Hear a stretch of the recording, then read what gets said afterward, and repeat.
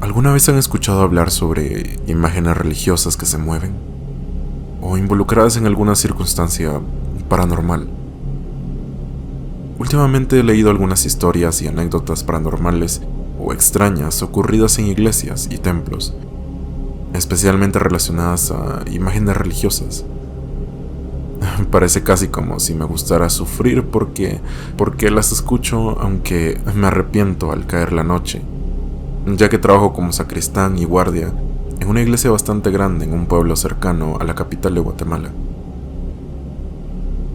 Comparto esto no con el fin de que me crean, más que nada lo hago para desahogarme un poco, ya que cuando le dije al sacerdote y a algunas personas que asisten a la iglesia, solo guardaron silencio y mostraron una sonrisa algo nerviosa. Quizás no sea el único que haya visto esto, a lo que sea que disfruta caminar por el templo vacío durante las noches. Voy a omitir el nombre de la iglesia. No es como que este sea mi trabajo soñado, pero me pagan bastante bien y honestamente no quiero problemas. Saben que hay gente algo conservadora que toma un poco a mal este tipo de historias.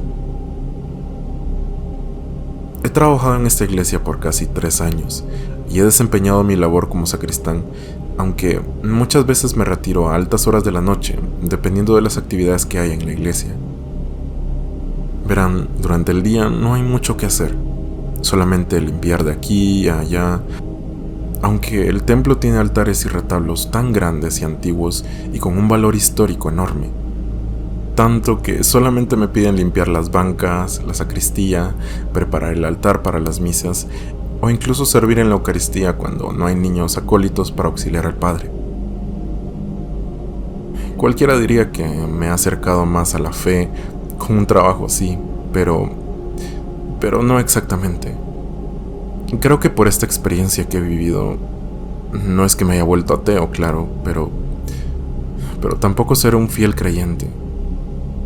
Al menos no uno que vea de la misma forma a las imágenes religiosas. Para quienes no conozcan Guatemala, sabrán que la Semana Santa aquí se celebra de una forma muy especial, única en el mundo quizás, con procesiones grandes e imágenes muy hermosas. Y es que hay algo de ese sentimiento o sensación inusual a las personas que participan en las procesiones. Algunos dicen que sienten que las imágenes que llevan, que representan a Jesús o a la Virgen, les transmiten sentimientos de paz, de consuelo y una gran devoción.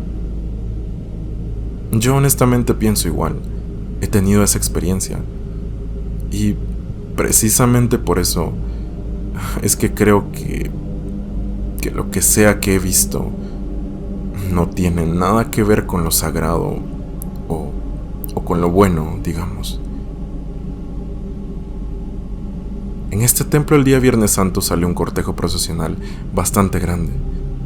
Se lleva en procesión una imagen muy bella y antigua de un Cristo sepultado, y delante de él, o algunos pasos, que así se le llaman aquí, o carrozas que representan el Vía Crucis o parte de este. También hay personajes bíblicos de la Pasión, algo así como los pasos del Calvario o Santo Domingo en la ciudad capital. Y así como en dichos templos, esas carrozas se ubican en las naves laterales del templo durante la Cuaresma, y es mi trabajo mantenerlas limpias también. Hay imágenes muy impresionantes, especialmente algunas que representan la crucifixión. Ya me las conozco todas de memoria, y es por eso que me sorprendió mucho cuando hace un año, en la Semana Santa pasada, vi una carroza nueva, una imagen nueva. Por lo que vi, representaba a Jesús atado a la columna en la flagelación, parecida a la de otros templos, pero en este caso, la imagen de Jesús se mostraba algo diferente. Tanto así que me dio un sobresalto al verla por primera vez. Podía ver que tenía una expresión rara, como casi molesta. No ese Jesús con un rostro dulce y compasivo. Tenía la mirada hacia arriba, pero su gesto era casi de odio. Como si estuviera viendo a quienes le hicieran daño, pero no con compasión, sino con ira. Sus manos estaban rodeadas de una cadena bastante tensa, como si fuera a liberarse. Unas cadenas que hacían bastante ruido cuando apenas si se movía la carroza. Era una representación extraña, honestamente. Jamás se había visto algo así, y el sentimiento que te provocaba era raro. No sé de qué otra manera explicarlo. El padre, que estaba allí, pareció notar mi sorpresa. Parece que se va a estrenar este año. Sé que es una imagen algo rara, pero una familia la donó durante la pandemia y ahora que las procesiones vuelven, creo que va a ser un detalle muy especial para añadir al cortejo, dijo él mientras se retiraba a la casa parroquial. No pude decir nada. De verdad, la impresión de ver esa imagen me hizo quedarme mudo por un momento. Los días siguientes a eso, me percaté de algo un tanto extraño. Cada mañana, al abrir el templo, varias de las bancas estaban movidas del lugar, desordenadas, como si las hubieran empujado de junto y amontonadas en un rincón. Además, al entrar a la sacristía, miraba que muchos de los ornamentos para las misas se hallaban tirados en el suelo, además de varios misales y el atril que se guardaba allí. Tampoco le presté tanta atención, pues fueron apenas unas 3 o 4 ocasiones, y en el fondo sabía que nadie más que yo entraba a esa hora. Nadie más andaba por el templo antes de que yo abriera, ni siquiera el padre. Pasaron las semanas y la Semana Santa se acercó. Eran días muy especiales y con muchas actividades, por lo que comenzaba a irme a mi casa un poco más tarde de lo normal. En una de esas noches, ya que el padre se había ido a dormir, aún me encontraba preparando algunas cosas para el viacrucis del día siguiente. Me encontraba en su oficina cuando entonces escuché un ruido muy fuerte viniendo del templo. Dejé lo que estaba haciendo y fui corriendo a ver. Iba con mi linterna con la que hacía rondas por las noches. En cierto modo, estaba algo asustado porque pensé que eran ladrones que intentaban robar algo. Es un templo muy antiguo y hay ornamentos en los retablos que valen mucho. Jamás me había pasado algo así, pero no lo sé. Quizás ese era mi día de mala suerte, pensé. Desde el altar mayor me asomé a ver ambas naves, la de la derecha y de la izquierda. Solo pude ver el largo pasillo totalmente a oscuras. No había absolutamente nadie. Me asomé entonces a la nave principal cuando claramente pude ver que las últimas bancas se hallaban desordenadas. De nuevo. Un escalofrío me recorrió el cuerpo. Estaba aterrado, aunque aún temía más de algún ladrón o algún extraño que se quedó antes de cerrar. Pero no era nada de eso. No era nadie vivo, al menos. Escuché unos pasos corriendo por la nave izquierda. Rápidamente me asomé, aunque la linterna no alumbraba poco más de 7 metros. Y aún así, podía ver un poco entre las columnas gracias a la luz de la luna que entraba por los vitrales altos de la bóveda. Se escuchaba algo corriendo por todos lados, como saltando, casi jugando como un niño, haciendo un gran escándalo. Estuve tentado a llamar al padre, a gritar o a pedir auxilio a quien sea. Pero ese estúpido orgullo que llevaba me hizo quedarme callado. Yo era guardia a la vez que sacristán y ese era mi deber. Pero nada en esta vida me hubiera preparado para lo que estaba por ver esa noche. Empecé a caminar por el largo pasillo. No dejaba de voltear a todos lados. Preguntaba quién era, quién andaba allí en voz alta. pero solo escuchaba esos pasos yendo de aquí a allá. Sabía que venían del fondo, de la entrada principal.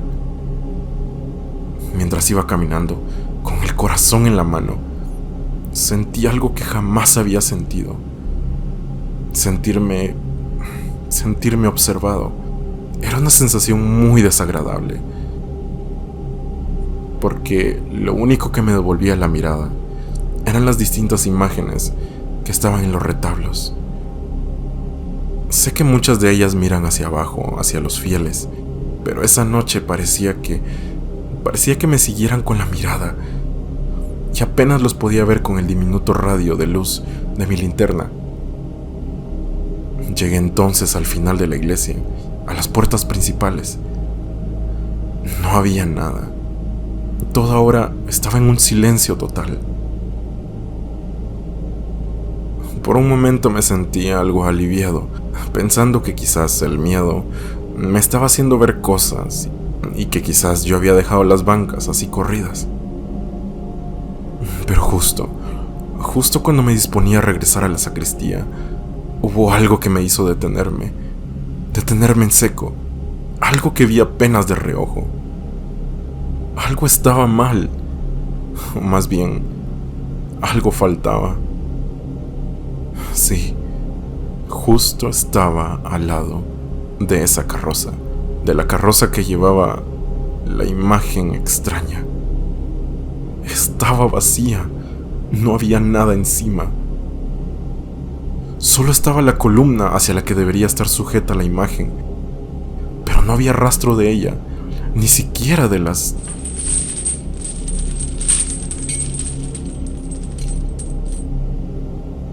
Ese ruido. Escuché algo detrás mío, un ruido muy claro.